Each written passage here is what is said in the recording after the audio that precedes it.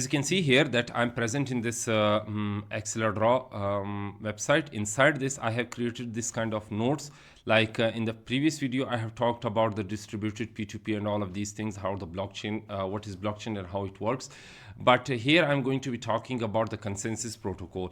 So basically the consensus protocol will show you that how the blocks will be accepted on which basis. So let's say if there are blocks that are going to be mined, so on which basis they will be accepted or rejected. So let's say this is the these are some of the nodes like node 1, node 2, node 3, and this is node 4, node 5, and inside these nodes there are some blocks running, like these are the blocks, and this is the block and this is the block.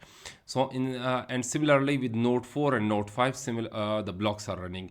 But one thing that you need to keep in mind is that this new blue block, like in the blue color, they are the new blocks that are going to be adding up. Like for the node 1, node 2 and node 3, these are the same blocks that are going to be adding up. And this is the node 4 and node 5. Inside this there will be another two blocks that will be adding up with more configuration, like they have different configuration and they have different kind of configuration or the mathematical formulas. So basically when a miner adds a block to the chain, like when a miner adds a block to the chain, like in this chain, an algorithm starts running in all the nodes to check if this block is fine or malicious.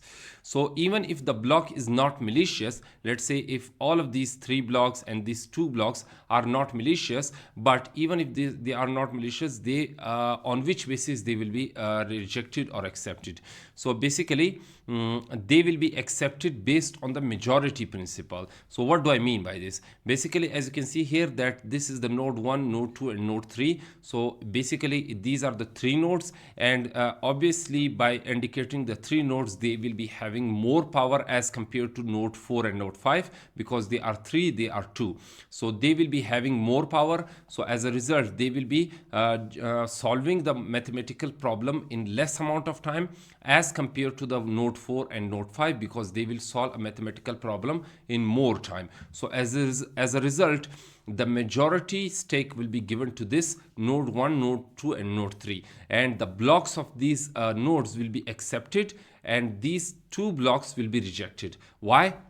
First of all, they don't have that much speed and the processing speed in order to solve that mathematical problem of the blocks. And the second thing is this: they are in minority, because ultimately if they are in minority, they won't be able to solve the problems as compared to these three blocks, these three nodes. So yeah, they will work on the majority, and as a result, these two blocks that are belonging to these two nodes will be rejected, and the blocks that are present here, basically they will be given to these nodes. Like this block, the copy of this block, the same will be given to this one, and the copy of this block will be given to this one. So as a result, all of these nodes, all of these nodes like 1, 2, 3, 4, 5 will be having a same kind of block, just like this one, this one, this one, all of them will be the same. And the block that are different from them, like the previous block that were different, will be rejected, and the miner will not get the reward.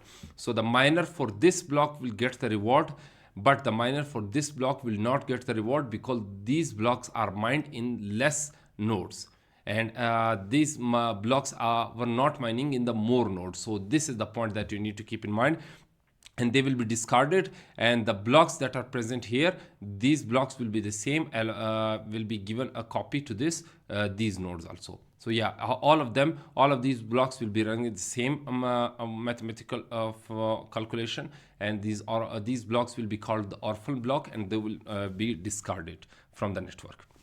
And if I go to here, you can see here, if there are more blocks with these three nodes, right, other blocks in the remaining two nodes will be also be like them. Like this block will also be like them, this block will also be like them, and this block will also be like them. And the blocks that were not accepted will be called the orphan block, and they will be discarded. And the orphan blocks will be replaced with these new blocks, and the orphan blocks will be discarded, and the miners of these orphans will not get any rewards. So the orphan blocks miner will not get any kind of reward. So yeah, I hope it is pretty understandable for you that how this consensus protocol work. Now let's take a look at how the mining works. So mining works with the help of three things. Like the first one will be the block number, like the block number that from which block this mining is going through, and the nonce number, this is the nonce number that is basically identifying the mining and the data. So with the help of these three numbers and the data or the message, a hash value will be generated. And basically this hash value will tell that whether the target is reached or whether the block is going to be mined or not.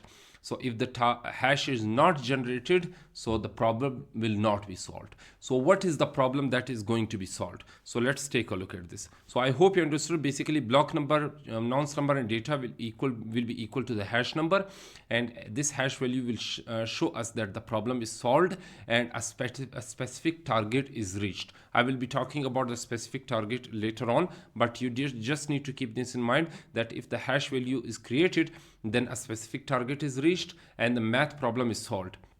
And as a result, the mining will be stopped and the information will be given to the chain. So this block information will be given to the chain once this hash value is generated. Yeah, and the mining will stop after that. Why? Because now they are part of, this block is now part of the chain, and there is no need for this block to mine again. So because they are added now. Yeah, so now let's take a look at the concept that I was talking about, like how the target will be achieved.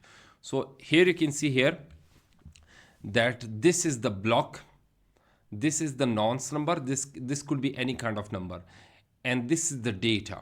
So based on these three things, a hash value will be generated. Like this is the hash value. So this is the previous hash value in which you will be identifying the previous block. I have shown you in my previous video that how the previous hash value will work. Basically, the chain will be developed in which this previous hash value will be identifying the previous block hash value. So with the help of this previous hash value, we will be identifying the previous block. But this is the real hash value of this block. Like this is the block number 6. So the block number 6 hash value is this one, right? So basically with the help of block number, nonce number and the data, this is any kind of data, by combining these three of the values, a hash value will be generated. And now as a result, this hash value will show us that whether the target is achieved or not. So what could be the target? So the target could be anything, but let's say if I light this one, like this is the target, like there is a place in which the target will be defined, and the target will go from the smallest to the largest, in which this will be the limitation. Like this is the line that I have crossed it, like this will be the limitation, and the limitation number could be anything. I have just put it to 0 0 0, but it could be 1 2 3 4 5 6 7 8 9. This could be any number. But how this will work? Basically the hash value will check that whether this hash value is present under this target, whether it is crossing this line or not.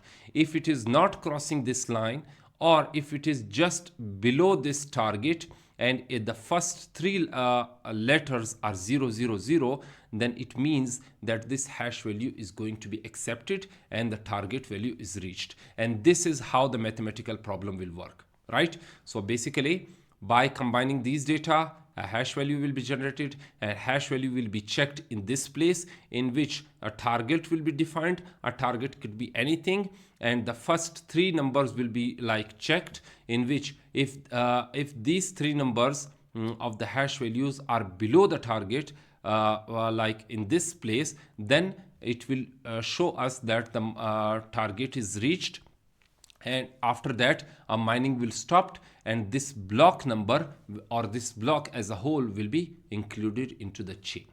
So let's say if this hash value is not present in this target, then what it will do, it will be present at this above the target. Then as a result, this mining will not stop. So it will still be continue like 1 2 3, and after that it will be like in a loop in which it will be continuing every time. Like it will first go here like this, it will first go here, and then it will go here, like after that it will go it will cross this.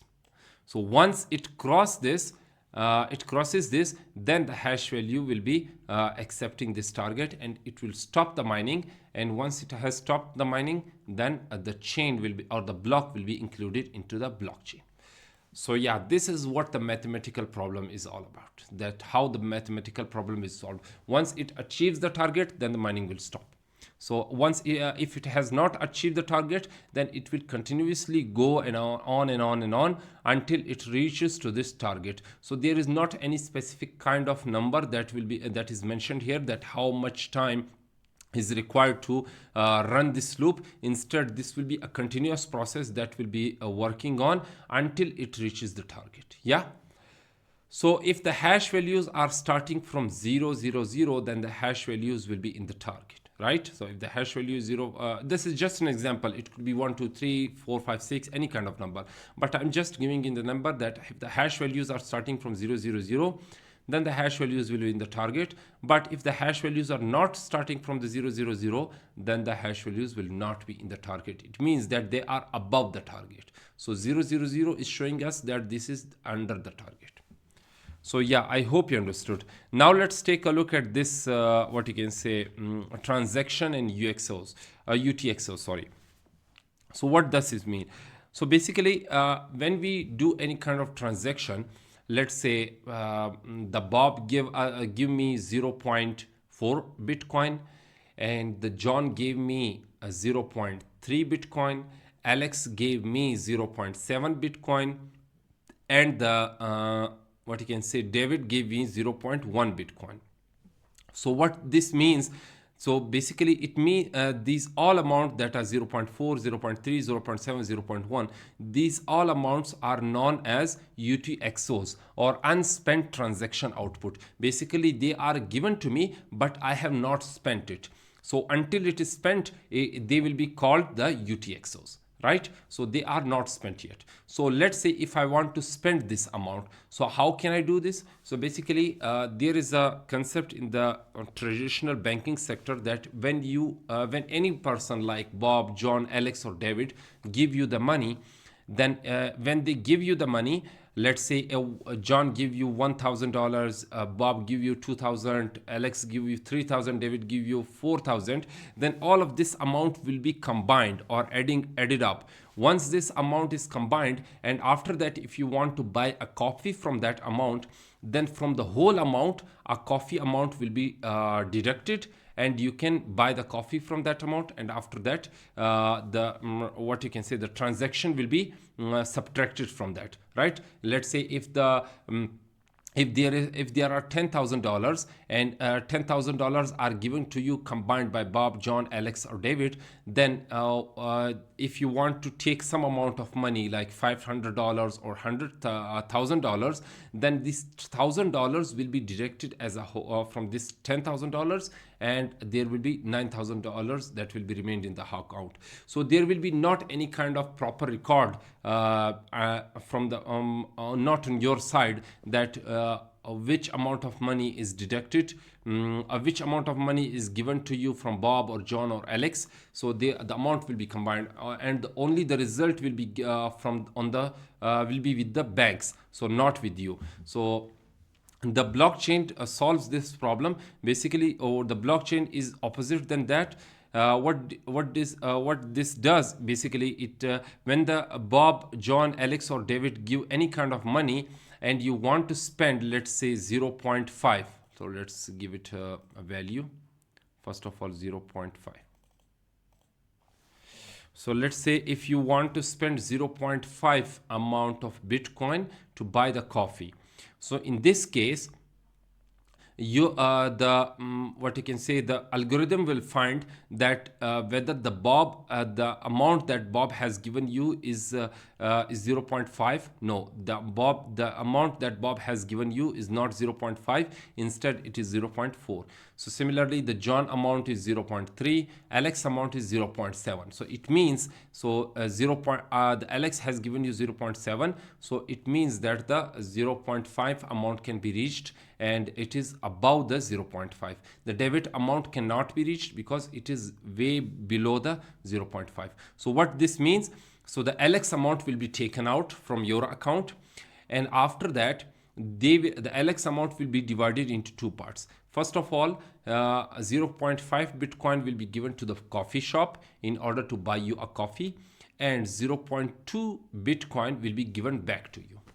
So now the amount will not be combined as a whole, like added up. Instead, only the amount that is basically belonging to one account, or that is given to you by a specific person, from that specific person amount, a transaction will be made, right? So from the LX amount, a transaction will be made in order to buy you a coffee, and 0.2 Bitcoin will be given back to you.